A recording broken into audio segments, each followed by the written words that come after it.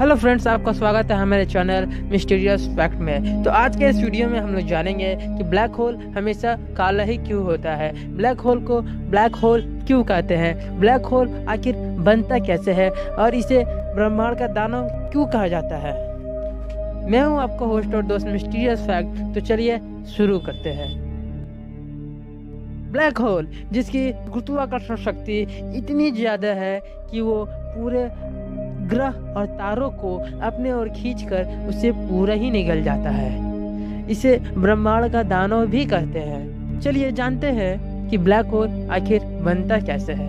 Black hole को बनने के लिए इस ब्रह्मांड में किसी भी वस्तु को इतना ज़्यादा कंप्रेस कर दिया जाए और उसका द्रव्यमान और घनत्व कम ना हो तो वो भी एक ब्लैक होल बन जाएगा।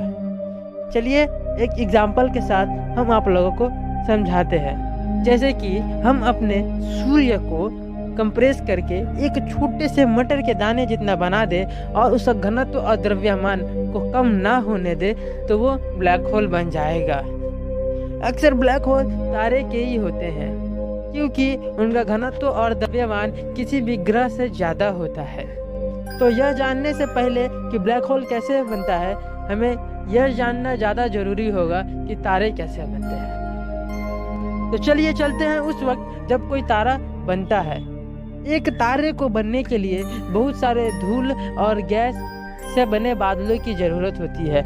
इन बादलों को नेबुला कहते हैं। इसमें ज़्यादातर हाइड्रोजन यानी कि लगभग 75% हाइड्रोजन और 25% हीलियम होता है और बहुत कम मात्रा में घनत्व वाली कुछ गैसें होती है। जब नेबुला के अंदर के धूल और गैस एक दूसरे के पास एकत्रित होने लगते हैं तब नेबुला के सेंटर का तापमान इतना बढ़ जाता है कि हाइड्रोजन के नाभिक आपस में टकराने लगते हैं और हाइड्रोजन के नाभिक आपस में टकराकर हीलियम के नाभिक का निर्माण करते हैं। कथित तथा संकुचन के कारण वो एकजुट होकर गोल या गोल के समान आकार का निर्माण करते हैं जिसे तारा कहते हैं। इस प्रक्रिया को होने में करोड़ों साल लग जाते हैं। इन करोड़ों सालों के बाद आखिर एक सितारे का निर्माण होता है। तो चलिए जानते हैं तारे ब्लैक होल कैसे बन जाते हैं। तारे के नाभिक से निकलने वाले प्रचंड ऊष्मा के कारण तारे की गुरुत्वाकर्षण संतुलन में रहती है, लेकिन हाइड्रोजन के खत्म हो जाने के बाद तारा धीरे धीरे ठंडा पड़ने लगता है।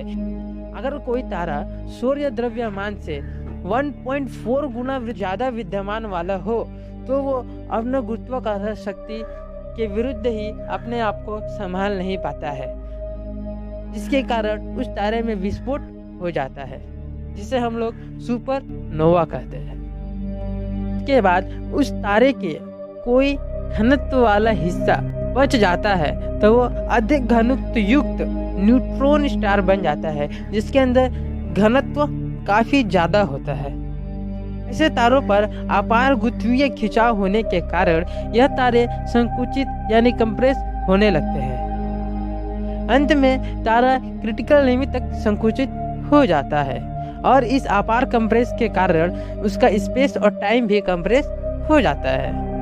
इनका कोई स्पेस और टाइम न होने के कारण ये अदृश्य हो जाते हैं। इन आकाशीय पिंड को ब्लैक होल कहते हैं। ब्लैक होल का सारा विद्यमान उसके केंद्र बिंदु में एकत्रित रहता है जिसे सेंट्रल सिंगुलैरिटी पॉइंट कहते हैं। इसके आसपास के गोलाकार सीमा को क्षितिज या इवेंट होराइजन कहते हैं।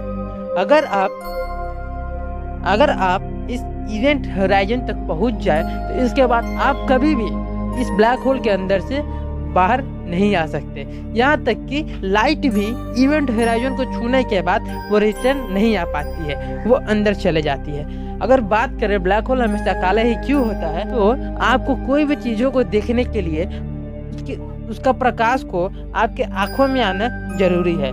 वो कोई भी वस्तु का अपना प्रकाश नहीं होता है, वो सब सूर्य के प्रकाश से ही प्रकाशित होकर के रिफ्लेक्ट करते हैं जिससे वो वस्तु आपको दिखाई देता है। लेकिन ब्लैक होल लाइट को भी अपने अंदर खींच लेता है। अगर लाइट रिफ्लेक्ट ही ना हुआ तो आपको दिखलाई कहाँ से देगा। इसी प्रकार ब्लैक होल काले दिखाई देते हैं या फिर इनविजिबल हो जाते हैं। ब्लैक होल को दानव क्यों कहा जाता है? क्योंकि इसकी गुरुत्वाकर्षण शक्ति इतनी ज़्यादा है कि ये पूरे के पूरे गैलेक्सी को अपने अंदर खींचकर निगल सकता है। आज तक किसी को ये भी पता नहीं चला ये सारे वस्तुओं को निगल कर कहाँ रखता है। अगर इसके बारे में किसी को कुछ पता चले तो हमें कमेंट में ज़रूर बताना। तो आज के इस वीडियो में इतने ही, तब तक के लिए बाय बाय।